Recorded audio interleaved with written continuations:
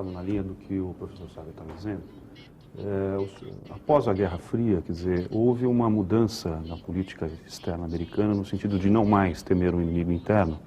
E, por outro lado, criou-se, principalmente nos militares, e o Brasil foi usado como uma espécie de laboratório, na questão da segurança nacional, ou seja, a volta para dentro do país. O senhor teve acesso a documentos secretos no governo americano que contam um pouco desse nosso período aqui no Brasil. Como é que o senhor analisa esse período? Que informações o senhor tem sobre isso? Oh, there's plenty of documents. The United States is quite an open society, and one of the good things about it is you have fairly good access to the record of secret planning, maybe 30 or 40 years ago, but sometimes even pretty recent. Incidentally, I do not think that U.S. foreign policy changed dramatically after the Cold War. If you look at, say, pick any issue, Middle East, Cuba, Panama, it's all the same. Nothing much changed. Some changes, but the policies were not guided by fear of the Soviet Union. That was a pretext, and you can see it very clearly by the fact that the policies continue, but with a different pretext.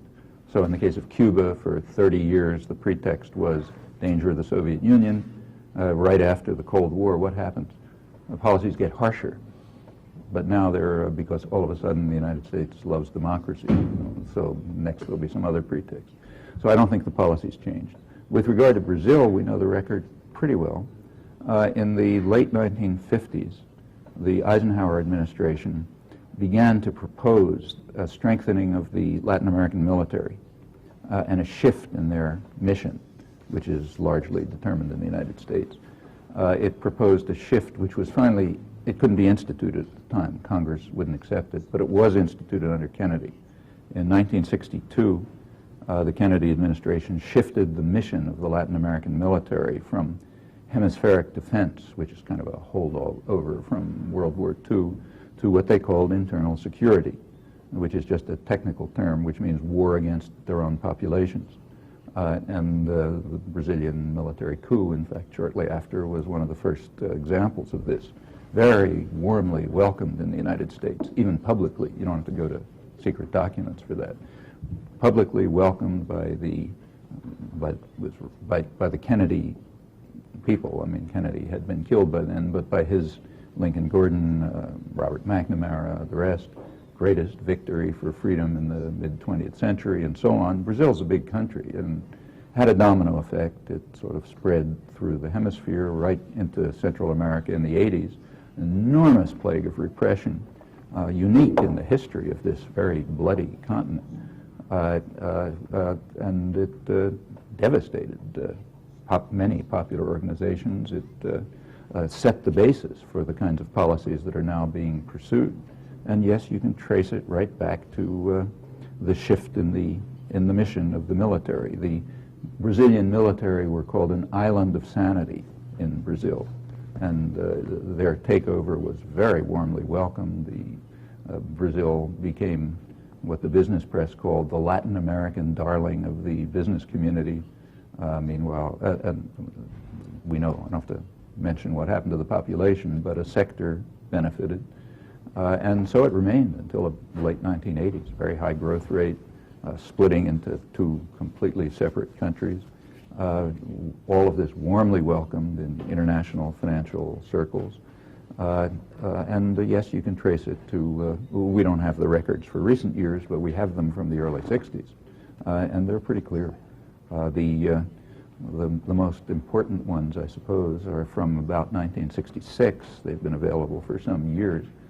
These are discussions within among the Kennedy intellectuals. McNamara was Secretary of Defense, George Bundy, the National Security Advisor. And they discussed the developments in Brazil. This is 2 years after the coup. It was a great success.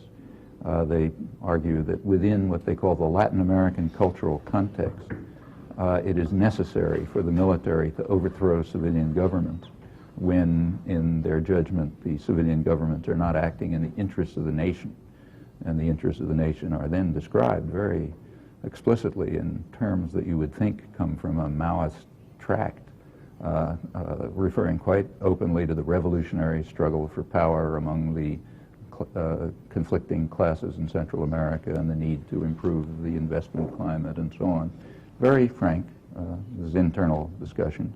And the military takeover had indeed contributed to that, so it was warmly welcomed. Shortly after, you have the overt U.S. support for the overthrow of the Allende government, and then on through the atrocities in Central America and so on. Other respect, none of this had anything to do with the Russians. I mean, how many Russians were there in Brazil in 1964? In fact, the Russian influence actually the Russians were supporting the Argentine generals. They were one of their leading trading partners. Of course, everything was, for the American population, the U.S. population, the Russian threat was always waived. That's the way you control people, you frighten them. But in the United States, in reality, it's a joke. There's no Russian threat in the Western Hemisphere. The Russians were much more threatened in Western Europe than the United States was in the Western Hemisphere.